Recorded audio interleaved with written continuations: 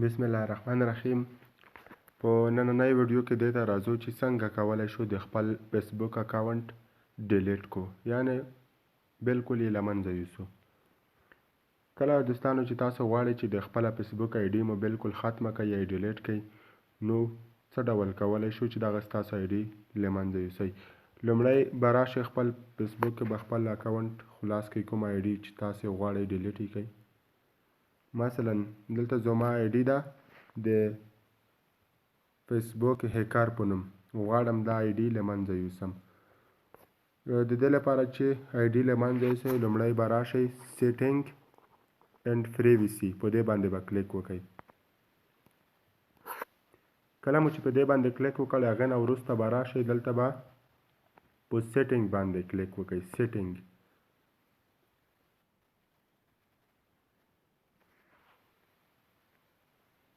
سیټینګ کله چې سیټینګ درته راخلاص شو، دلته به لاندې راشئ یور فیسبوک انفارمیشن، په دې برخه کې به لاندې راشئ اکاونټ اونرشیپ اینډ کنټرول، په دې اکاونټ اونرشیپ اینډ کنټرول باندې به کلیک وکړئ. کله مو چې په اکاونټ اونرشیپ باندې کلیک وکړو دوستانو، دغه صفحه چې درته راخلاصه شي،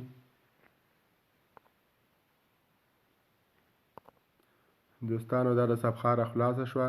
دلته مونږ په دویم اپشن باندې کلیک کوو، د اکټیویشن اینډ ډیلیشن، یعنې د خپل اکاونټ غیر اکټیویټ کول یا له کاره لویدل، او بل اینډ ډیلیشن او د اکاونټ ختمول. راځو په دې باندې کلیک کوو، د اکټیویشن اینډ ډیلیشن.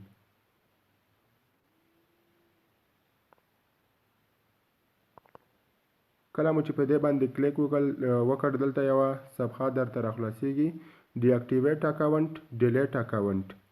خو په دې پورته یو کې که غواړئ چې خپل اکاونټ د لنډ وخت دپاره بند کړئ یا ډي اکټیویټ کړئ، نو د لنډ وخت دپاره ختمیږي او په دې لاندې دویم اپشن کې ډیلیټ اکاونټ.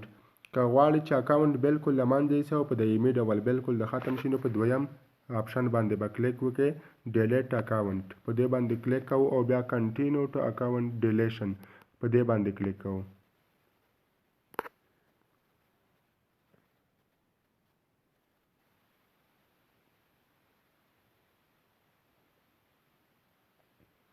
دلته وایي چې د کوم د علت له مخې ته غواړئ چې شی وکړئ د اکاونټ ختم کړئ. نو دلته موږ یو اپشن ورته انتخابوو، وایي سپینډ ټو مچ ټایم ان فیسبوک، ما فیسبوک باندې ډېر وخت ضایع کولو، او بیا په شي ډیلیټ باندې کلیک کوو. اوس راځو دلته په ډیلیټ اکاونټ باندې کلیک کوو. کله چې تاسو په دې باندې کلیک وکړ، هغې نه وروسته دلته وایي چې ته غواړې چې خپل پوسټونه، کوم پوسټونه چې په دې آی ډي باندې د کړي دي هغه سیو کړې او ډاونلوډ یا یور انفارمیشن، که چېرته غواړې چې کوم عکسونه دې اپلوډ کړي وي یا د په آی ډي باندې چې کړي وي غواړې چې هغه ډاونلوډ کړي، نو د دې لارې څنګه کړلی شي ډاونلوډ کولی شي. خو موږ څه وایو چې نه، هیڅ کوم یا عکس یا پوسټ نه راکوزوو یا نه سیو کوو او غواړو چې اکاونټ ډیلیټ کړو، نو راځو په ډیلیټ باندې کلیک کوو.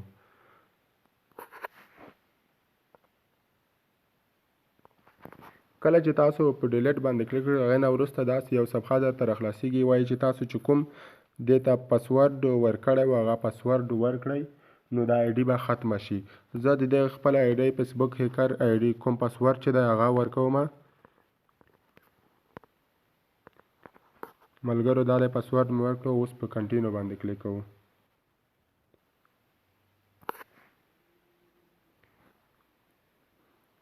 دلته وایي چې ستاسو پاسورډ به په 10 ورځو کې ټول له منځه لاړ شي، او که غواړئ چې بیرته یې په 10 ورځو کې بیا فعال کړئ، فعالولی شئ، او له 10 ورځو وروسته تاسو بیا به خپل پاسورډ څنګه کولی شئ نشئ فعالولی. 10 ورځو وروسته به ستاسو اکاونټ چې دی دا بالکل له منځه لاړ شي.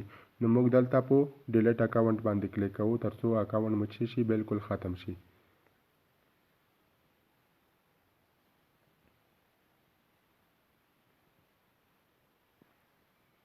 دا له ملګرو زموږ اکاونټ چې دی له منځه ځي او ختمیږي.